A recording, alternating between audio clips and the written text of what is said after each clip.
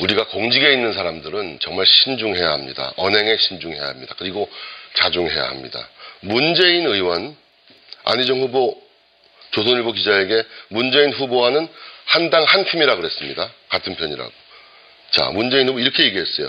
국가에 의해 죽음으로 내몰렸다는 점에서 광주 시민 학살과 이번 세월호 사고는 같다.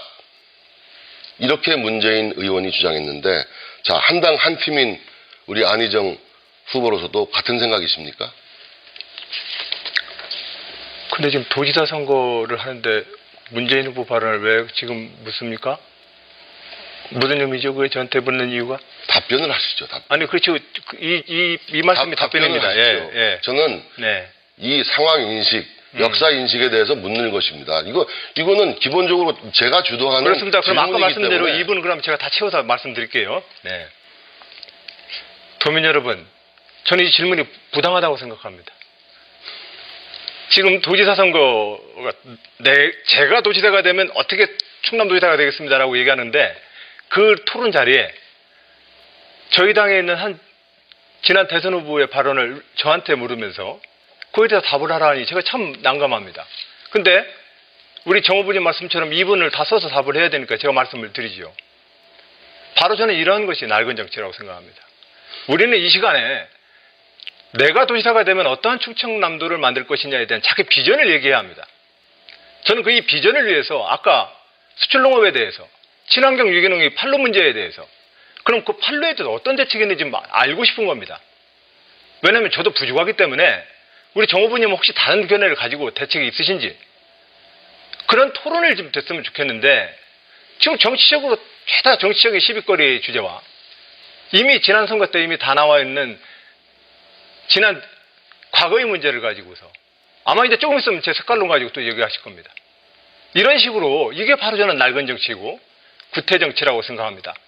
저는 도민 여러분께서 깨어있는 이제 시민 주권 시대로서 저는 이러한 토론에 대해서 저는 판단해 주시리라고 믿습니다.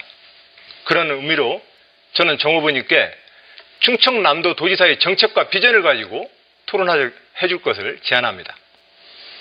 충분히 정책에 대해서 논의를 하고 있습니다. 지금 이렇게 일방적으로 얘기하시면 안 되고요. 지금 방금 말씀하셨잖아요. 도지사가 되면 어떻게 하겠다. 지금 난데없는 대권 노름 표 계산해가지고 이런 얘기 할 때입니까? 이게 어울립니까? 예. 정말 많은 사람들이 엊그저께 그 말씀에 문제 제기를 좀 하고 있는 겁니다. 예.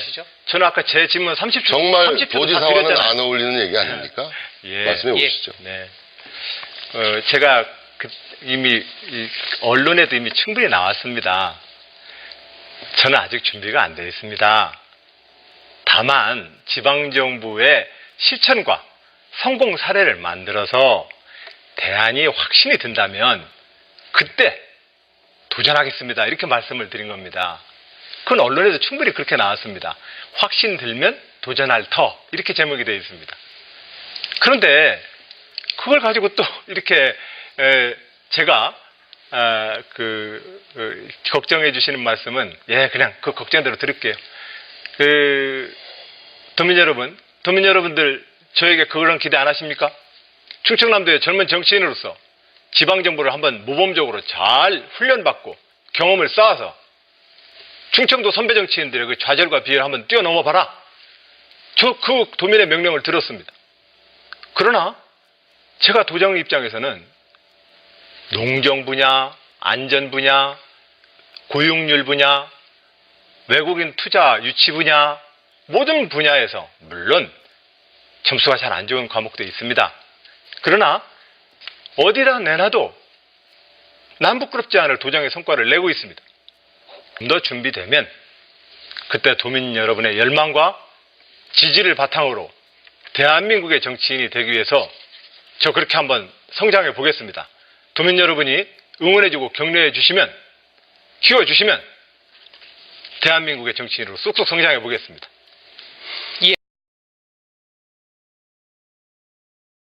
권력형 비리 문제가 나오면 문 후보께서도 많이 곤혹스러우실 것 같습니다. 청와대 민정수석으로 계실 때 부산저축은행 조사를 담당했던 금감원 국장에게 압력을 행사했다는 의혹이 있습니다. 또 이 때문에 저축은행 피해자 모임에서 또 문 후보님을 고발한 상태입니다. 또 정무특보로 계실 때 그 아드님이 공공기관에 부당하게 취업을 한 것, 이것도 국정감사에서 확인이 됐습니다. 또 최근에 집을 사시면서 다운계약서를 쓰신 사실도 확인이 됐습니다. 권력형 비리 정말 막으실 수 있다고 보십니까? 저는 새누리당이나 또 우리 그 박근혜 후보님 선대위에서 이 네거티브 선거를 하는 것이 참으로 이제 안타까웠는데, 그래도 그게 박근혜 후보님의 뜻이라고 생각은 않았습니다만, 박근혜 후보님조차도 그렇게 네거티브 하시는 것을 보면서 좀 안타깝게 생각이 됩니다. 우선 금감원 압력 의혹 말씀하셨는데, 금감원이 국가기관이지 않습니까? 이명박 정부 관할하에 있죠. 만약에 제가 금감원에 압력을 이렇게 행사한 적이 있다면 진작 밝혀졌을 것이고 검찰 수사에서도 밝히지 않았겠습니까? 사실이 아닌 것으로 드러났는데도 지금까지 같은 말씀 계속 하시는 것은 좀 유감스럽고요. 공공기관 채용도 마찬가지로 그 고용정보원이 역시 또 국가산하 노동부 산하 공공기관이지 않습니까? 만약에 그때 부정비리가 있었다면 마찬가지로 밝혀졌을 것이고 제가 뭔가 책임 충고를 당했을 것입니다. 그런 사실이 없는 것으로 다 확인됐다고 저는 생각을 합니다만 그런 네거티브는 저는 중단해 주십사라는 말씀을 드리고 싶습니다. 아동한테 이것을 지급을 하게 되면 연간 한 7조 원이 투입이 돼야 되는데 이거는 2009년도에 일본의 그 민주당의 총선 공약이었습니다. 근데 그 후에 어떻게 됐냐 하면은 작년 7월에 일본 총리가 이거에 대해서 대국민은 사과를 하고 약속했던 금액을 절반으로 줄였다가 결국은 공약을 폐지시켰습니다. 재정 형편이 가능하다면 누가 반대를 하겠습니까? 근데 이게 지금 당장 편하자고 후대에 빚을 넘겨서는 안 된다고 생각을 합니다. 일본의 경우에는 포기를 했고 또 시행 중인 다른 나라들도 막대한 예산 때문에 이것을 축소하거나 없애거나 그렇게 하고 있는 실정입니다. 그래서 이렇게 그 내놓으신 공약이 현실 여건과 또 실천 가능성이 있다고 보시는지 좀 질문 드리겠습니다. 우선은 제가 정책 공약집을 발간을 했거든요. 저의 모든 정책 공약을 최종 정리해서 한 권의 책으로 엮어서 내놓았습니다. 그것이 저의 최종 공약이니까 그 공약집에 근거해서 말씀해 주시기를 부탁을 드리고요. 우선은 아동수당이 출산율을 높이는데 아주 큰 효과가 있다는 것은 유럽의 프랑스를 비롯한 많은 국가들이 증명을 하고 있습니다. 그러나 저도 이 아동수당은 앞으로 우리가 장기적으로 그렇게 가야 될 방향이지 지금 당장 실천하겠다는 것은 아닙니다. 우선은 무상보육이 우선이죠. 무상보육이 완전히 구현이 되면 그 다음 단계로 아동수당으로 발전시켜 나가겠다는 뜻을 말씀드렸던 것이고 저의 정책 공약집에도 그렇게 되어 있다는 말씀을 드립니다. 아직 우리가 무상보육조차도 정착되어 있지 않지 않습니까? 우리가 5세까지의 무상보육에 대해서 지금은 공약이 일치를 합니다만 작년까지만 해도 아닙니다. 금년만 해도 또 작년만 해도 무상보육 자체를 이명박 정부가 계속 반대하지 않았습니까? 아니 지금 갑자기 왜 이명박 정부 때 반값 등록금 실천 안 했냐라고 하니까 잘못됐다고 제가 지금 참여 그랬죠. 정부 때 이야기하지 않습니까? 약속 지켰어야 된다고 그랬죠, 제가. 그거 잘못됐다고 그러지 않았습니까? 참여 정부 때 등록금이 참여 정부 때까지 등록금이 그렇게 올랐기 때문에 반값 등록금이 대두된 것이죠. 그랬으면 실천을 하셔야죠. 그래서 제가 대통령 내내- 되면 진작 했어요. 그러니까 제가 이번에 대통령으로 되면 할 겁니다. 자, 문 후보님은 아직 시간이 1분 이상 또 하나 더 남으셨습니다. 말씀을 드리면요. 이 장학금을 이 소득을 따져가지고 이 차등을 줘야 된다. 그렇게 이제 그 말씀을 하시니까 얼핏 들으면 이제 그럴듯합니다. 예를 들면 뭐 이건희 회장의 손자에게까지 자금 혜택 줄 필요 있느냐 그런 말씀이시죠. 그러나 복지는 공평하게 하고 그 다음에 돈이 많은 분들한테는 세금을 더 받는 것이죠. 이 저소득자 하더라도 고소득자하고 차이는 가세에서 두는 것이지 복지의 차이를 두는 것이 아니거든요. 우리가 의무교육을 하는데 그러면 이건희 회장의 손자라고 등록금을 따로 받습니까? 급식을 하는데 따로 받겠습니까? 그것이 아니죠.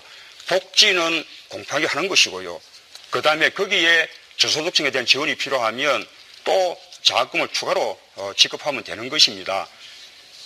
지금 오히려 이렇게 복지 자체를 차등을 두는 것이 공평이라고 말씀하시는데 그 부분은 근본적으로 잘못됐다는 말씀을 드립니다. 정말 지난 대선 후보의 발언을 저한테 물으면서 그에 대해서 답을 하라니 제가 참 난감합니다. 근데 우리 정 후보님 말씀처럼 2분을 다 써서 답을 해야 되니까 제가 말씀을 드리죠. 바로 저는 이런 것이 낡은 정치라고 생각합니다. 우리는 이 시간에 내가 도지사가 되면 어떠한 충청남도를 만들 것이냐에 대한 자기 비전을 얘기해야 합니다. 저는 그 이 비전을 위해서 아까 수출농업에 대해서 친환경 유기농의 판로 문제에 대해서 그럼 그 판로에 대해서 어떤 대책이 있는지 알고 싶은 겁니다. 왜냐하면 저도 부족하기 때문에 우리 정 후보님은 혹시 다른 견해를 가지고 대책이 있으신지 그런 토론을 좀 됐으면. 근데 지금 도지사 선거를 하는데 문재인 후보 발언을 왜 지금 묻습니까? 무슨 의미죠? 그게 저한테 묻는 이유가? 답변을 하시죠. 답변. 아니 그렇죠. 이 말씀이 답변입니다. 하십시오. 예. 저는 네. 이 상황 인식, 역사 인식에 대해서 묻는 것입니다. 이거는 기본적으로 제가 주도하는 그렇습니다. 그럼 아까 질문이기 말씀대로 때문에 2분 그럼 제가 다 채워서 말씀드릴게요. 네. 도민 여러분, 저는 이 질문이 부당하다고 생각합니다. 지금 도지사 선거가 제가 도지사가 되면 어떻게 충남도지사가 되겠습니다라고 얘기하는데 그 토론 자리에 저희 당에 있는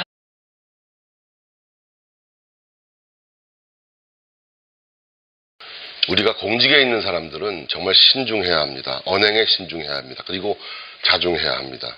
문재인 의원, 안희정 후보 조선일보 기자에게 문재인 후보와는 한 당 한 팀이라 그랬습니다. 같은 편이라고. 자, 문재인 후보 이렇게 얘기했어요. 국가에 의해 죽음으로 내몰렸다는 점에서 광주 시민 학살과 이번 세월호 사고는 같다. 이렇게 문재인 의원이 주장했는데, 자, 한 당 한 팀인 우리 안희정 후보로서도 같은 생각이십니까? 나 지금 이렇게 일방적으로 얘기하시면 안 되고요. 지금 방금 말씀하셨잖아요. 도지사가 되면 어떻게 하겠다. 지금 난데없는 대권 노름 표 계산해가지고 이런 얘기 할 때입니까? 이게 어울립니까? 예. 정말 많은 사람들이 엊그저께 그 말씀에 문제 제기를 좀 하고 있는 겁니다. 예. 저는 아까 제 질문 30초 정말 30초 다 도지사와는 드렸잖아요. 안 어울리는 얘기 아닙니까? 예. 말씀해 보시죠. 네. 제가 이미 언론에도 이미 충분히 나왔습니다. 저는 아직 준비가 안 되어 있습니다. 다만 지방정부의 실천과 성공 사례를 만들어서 좋겠는데 지금 정치적으로 죄다 정치적인 시비거리 주제와 이미 지난 선거 때 이미 다 나와 있는 지난 과거의 문제를 가지고서 아마 이제 조금 있으면 제 색깔론 가지고 또 얘기하실 겁니다. 이런 식으로 이게 바로 저는 낡은 정치고 구태 정치라고 생각합니다. 저는 도민 여러분께서 깨어있는 이제 시민 주권 시대로서 저는 이러한 토론에 대해서 저는 판단해 주시리라고 믿습니다. 그런 의미로 저는 정 후보님께 충청남도 도지사의 정책과 비전을 가지고 토론해 줄 것을 제안합니다. 충분히 정책에 대해서 논의를 하고 있습니다.